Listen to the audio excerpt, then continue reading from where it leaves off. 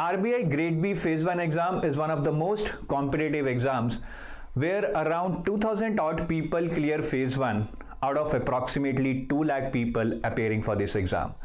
I have seen some of the most committed, most talented, most hardworking, most aspiring people not able to clear Phase 1. Am I trying to say that the exam is really tough? No, not at all. The reason is that we are not into directed, focused approach for preparation of Phase 1. Hello friends, my name is Anchit Garg. I am co-founder of EduTap, and in this video I shall be discussing with you 5 key takeaways, 5 key learnings from the cutoffs of RBI Grade B Phase 1 starting 2016. These learnings can help you have more directed, more focused approach towards your preparation. So let's start. First things first, I want to bring your attention towards the overall cutoff for RBI Grade B starting 2016. So in 2016 it was 98.50, in 17 it dropped to 78, 2018 it became 105, it further increased to 122, and then it suddenly dropped to 66.75. Right? Looks like a stock price on a stock exchange. But what could be the reason? The reason is the difficulty level of the exam. It has nothing to do with number of seats or anything else. So here you can see that how the cutoffs are varying.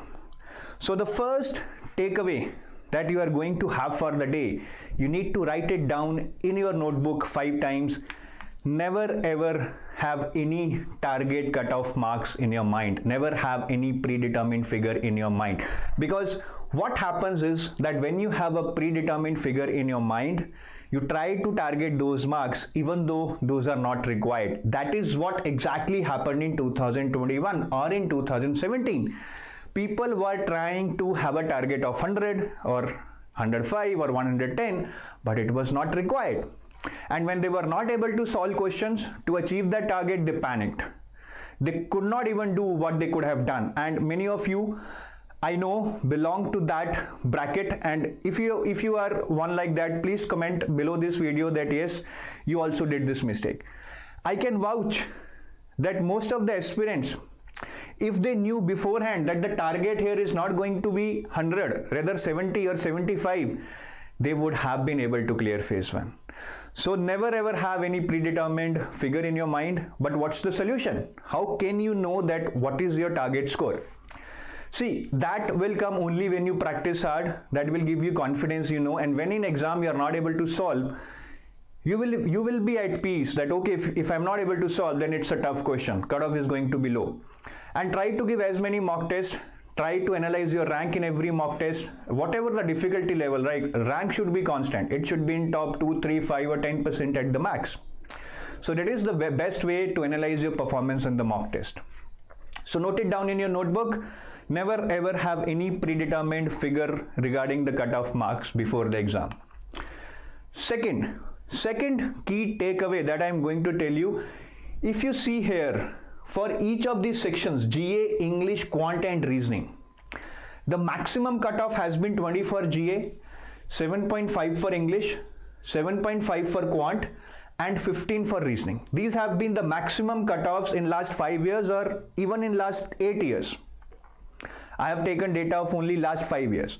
So what can be deduced from here? It's very much visible that the sectional cutoffs have never been higher than 25% of the overall marks allotted to that section. So here 20 is 25% of 80, 7.5 is 25% of 30, 7.5 is 25% of 30 and 15 is 25% of 60. So the sectional cutoffs has never been more than 25% of the total marks allotted to that section. So what does it mean for you? See, the only thing it means for you is that suppose you are weak in Quant, or you are weak in Reasoning, or you are weak in English. Doesn't matter. All you need to do is get those 25% marks for that section and you will be safe. So you need not panic कि मेरा Quant weak है, ठीक है, आपको Quant में 15 number नहीं लेने हैं. Even if you can manage 7.5 and if the exam is tough, even 6, you will be through, provided you work hard in other sections and compensate there. right? So this is the second key takeaway, second learning you should note down in your notebook. Sectional cutoff has never been above 25%. So if you are weak in some section, never mind, don't panic, try to compensate for that in other sections. Third key takeaway, which is very, very interesting.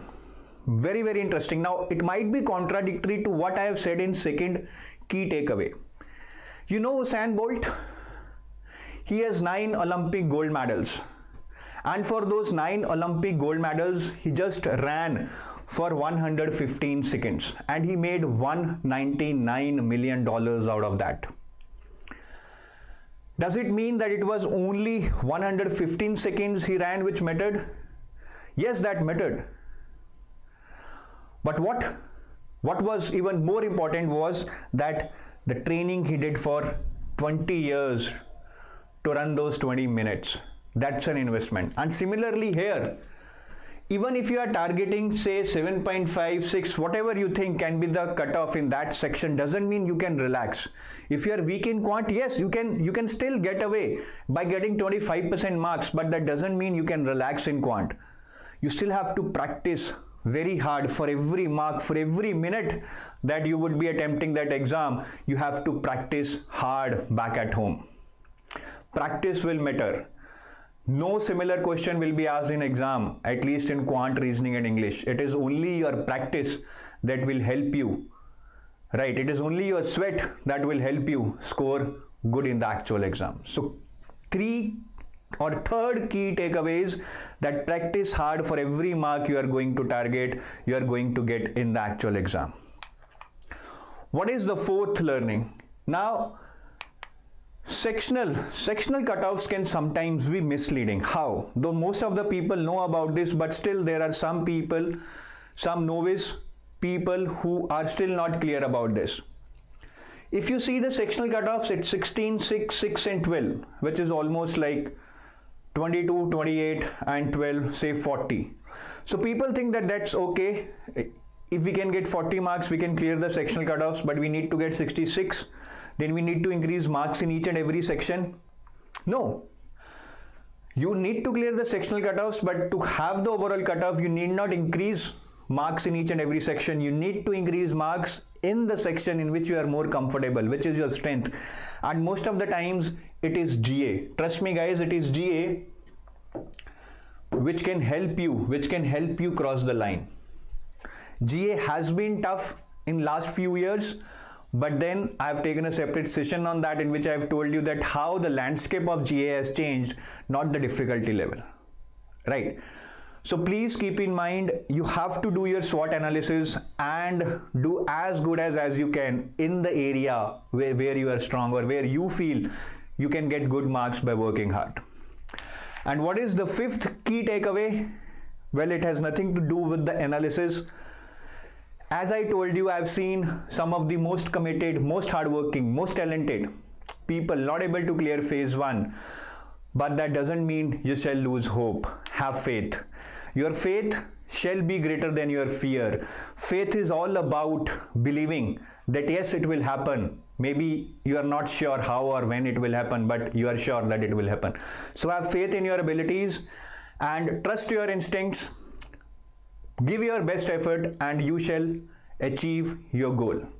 With that, I take your leave guys, and I request you to subscribe to our YouTube channel in case you have not subscribed to it, and you can join our Telegram channel for some free PDFs and free content. The link to join this Telegram channel is given in the description of this video.